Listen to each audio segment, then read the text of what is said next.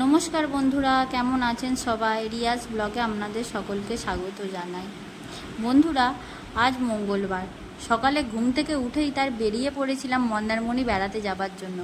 মন্দারমণিতে নেমেই বন্ধুরা এই মন্দিরটাকে দেখলাম, প্রণাম করে চলে গেলাম সোজা মন্দারমণির সমুদ্র সৈকতে। বাস থেকে নেমেই বন্ধুরা বেশি হাঁটার প্রয়োজন নেই, 1 মিনিট মতো হাঁটলেই আপনারা সোজাসুজি মন্দারমণির সমুদ্র সৈকতে পৌঁছে যাবেন। এখানে বন্ধুরা খুব একটা বেশি ভিড়ভাট্টাও নেই, ওই বাসে করে আমরা যে কজন এসেছিলাম তারাই আছি মাত্র। দেখুন, শান্ত পরিবেশ, মনোরম দৃশ্য, সমুদ্রের ঢেউগুলো খুব সুন্দর লাগছে। জলটা এখানকার বন্ধুরা একদম কাঁচের মতো পরিষ্কার, দেখেই তো স্নান করতে ইচ্ছা যাচ্ছিল। ঢেউগুলো দেখুন বন্ধুরা, দারুণ লাগছে দেখতে।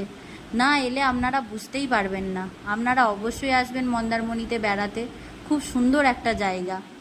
আমার ছেলে আর বড়মশাই দেখুন বন্ধুরা সমুদ্রের ঢেউকেতে নেমে পড়েছে, কিন্তু ছেলে আমার রীতিমতো ভয় খাচ্ছে, কিছুতেই ও সমুদ্রের জলে নামতে চাইছে না। বাড়িতে প্রচুর পরিমাণে জল ঘাটে জানেন, কিন্তু এখানে কেন নামছে না আমি বুঝতেই পারছি না। বড়মশাই তো রীতিমতো লেগেই আছে ওর ভয় কাটানোর জন্য, কিন্তু ছেলে আমার কেঁদেই চলেছে, কিছুতেই ও সমুদ্রের জল ঘাঁটবে না।